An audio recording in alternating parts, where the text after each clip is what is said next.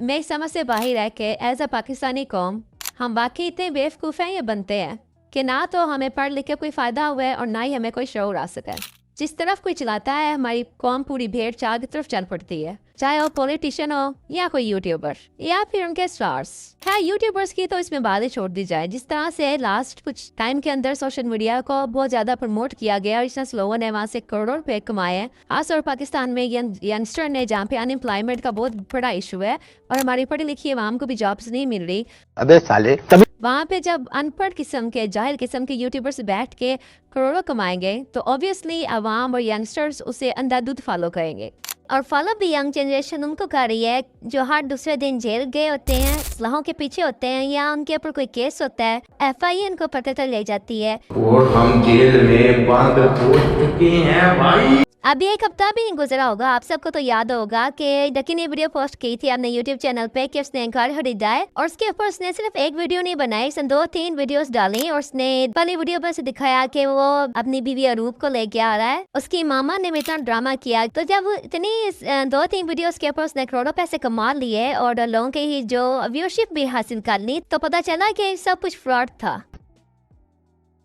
वो 12 करोड़ का घर उसने लिया नहीं था बल्कि उसने रेंट पे लिया हुआ था। प्रॉपर्टी डीलर के इंटरव्यू के बाद सबको पता चला कि डकी ने घर नहीं खरीदा था बल्कि रेंट पे लिया हुआ था। और उसने सिर्फ रेंट पे लिया नहीं, उसने, आपको याद होगा कि उसने वीडियोस में ये बताया कि हमें फर्नीचर लिया है क्योंकि डकी की मैस फैन फॉलोइंग है। तो जब उसने सारा PR के थ्रू उसने पैसा इकट्ठा किया सारी कंपनी से, मैं तो गिफ्ट दे रहा तो वो नीचे बड़ा प्यारा एसी पड़ा हुआ है। PR से तो उसको पैसा मिला ही, लेकिन उसके बाद के फ्रेंड्स आए, उन्होंने उसको जैसे बात गिफ्ट्स भी दिए होंगे तो वहाँ से भी उसने पैसा इकट्ठा किया। हर कुछ थेरीज में ये भी कहा जा रहा है कि घर उसने खरीद लिया है और वो सिर्फ FIR के तहत से बचने के लिए वो ये शौक कर रहा है कि उसने रेंट पर लिया। बड़ा हरामी हो बेटा।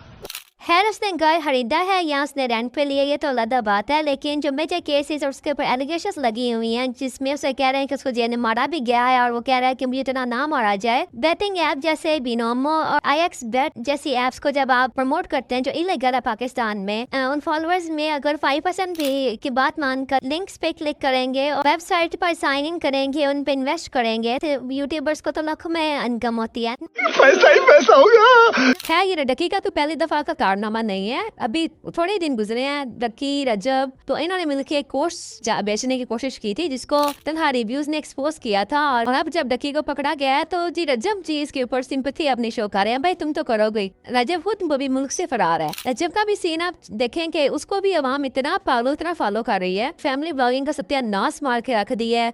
जो उसके स्कैंडल्स आ रहे हैं, एक फातिमा नामी लड़की का इतना बड़ा स्कैंडल आया जिसको उसने कह दिया कि वो तो मेरा पास था या जो भी था। मतलब आप आके सामने जिना को प्रमोट कर रहे हो, मेरा माफ करना, गैम्बलिंग को प्रमोट कर रहे हो, हर चीज को आप इस तरह से खुलेआम प्रमोट कर रहे हो और यंग जनरेशन उसको फॉलो कर रही है। कौन है ये लोग, कहां से आते हैं? मसला ये है कि पाकिस्तान में जैसे हमारी इतनी जाहिल अवाम है, जैसे पॉलिटिशियंस को जो कुछ मर्जी कर लेते हैं उनको तो बार बार चांस दिया जाता है, इस तरह से ही डकी और रजब जैसे लोगों को भी बार बार चांस दिया जाता है कि आओ और हमें लूटो। नो डाउट डकी और रजब के जिस केस को तो बहुत ज्यादा कवरेज मिली है, लेकिन दूसरी तरफ पाकिस्तान एक बहुत बड़ी नेचुरल कैलेमिटी को फेस कर रहा है, उसके ऊपर किसी का ध्यान नहीं है। बारिशों का जो मानसून का जब भी सीजन आता है तो पाकिस्तान में फ्लड का आना, हमने शायद इसको भी एक समझ लिया जैसे रमजान आता है तो फ्लड भी जरूरी आना होता है। यानी कि अभी भी पाकिस्तान में अस्वात के लोग इतना ज़्यादा सफ़र कर रहे हैं क्योंकि हमारे जो वहाँ पे पहाड़ी इलाके हैं, जिस तरह से वहाँ पे डिफोरेस्टेशन हो रही है, दस्तों काटा जा रहा है, पहाड़ों काटा जा रहा है और उसके ऊपर कोई चेक एंड बैलेंस नहीं है। इसका जो तमान है वो वहाँ इतनी खूबसूरत वादियों में रहने वाले लोग बढ़ते हैं। अभी पाकिस्तान में कम से कम 750 लोग जो है वो शहीद हो चुके हैं और किसी के कान पे जूं तक नहीं रेंगी। अगर सिर्फ बुनीर की बात कर ली जाए तो वहाँ पे ही सडन क्लाउड बर्स्ट और फ्लैश फ्लड की वजह से 300 लोग शहीद हो चुके हैं। अगर बात की जाए कराची की, जो दिन कंटेनर से पीने कोई पानी नसीब होता है, वहाँ पे ये हालात है कि बारिश में लोग डूब गए। वहाँ पे भी कराची जैसे एरिया में कहीं पे भी इतने बड़े हमारे जो हब है, हमारी जो फैक्ट्रीज जहाँ पे चलती हैं, कोई मतलब कहीं पे भी इंतजाम नहीं। बनेर और कराची की सिचुएशन देखे एक बात तो समझ में आती है कि वजह ये नहीं है कि वो पहाड़ी इलाका है और ये जमीनी इलाका है, वजह ये है कि बद इंतजामी है। चाहे कोई भी एरिया है, चाहे शहर हो या कोई हमारा पीछे पहाड़ी इलाका हो, ना तो हमने कोई डैम्स बनाए हुए हैं, ना ही हमने मानसून के लिए पहले से मतलब जब सैलाब आ जाते हैं तो इमदादी कार्रवाई शुरू हो जाती हैं। सब लोग वहाँ चले जाते हैं पिक्चर्स बनवाने हैं और लोगों की मदद करने। जब 750 लोग शहीद हो रहे हैं, इतनी बड़ी अमाउंट में लोग जा रहे हैं और किसी ऑफिशियल को, किसी हमारे जो एडमिनिस्ट्रेटर हैं पाकिस्तान के, किसी गवर्नमेंट को कोई फर्क ही नहीं पड़ रहा ना। Tax schemes, I don't know what kind of the government is doing now. यहाँ पे पाकिस्तानी अवाम को समझना चाहिए कि पाकिस्तान का मेन इशू है क्या। ये यूट्यूबर्स और all that kind of thing जिनको हम ट्रेंडिंग में चला रहे होते हैं, वो हमारा मेन इशू है, या जो हमारे लोग शहीद हो रहे हैं और जिस तरह से हमारे घर बर्बाद हो रहे हैं, और ये इन सबको बहाली में जो मुश्किलात आएंगी लोगों को, जहाँ पे ऑलरेडी हम लोग पॉवर्टी की लाइन के बहुत से नीचे लोग रह रहे हैं, वो मेन इशू है। पहले सिर्फ पाकिस्तानी कौम को इतना समझने की जरूरत है, खासतौर पर हमारे यंगस्टर्स को, हमारी गवर्नमेंट को, कि हमारा मेन इशू है क्या।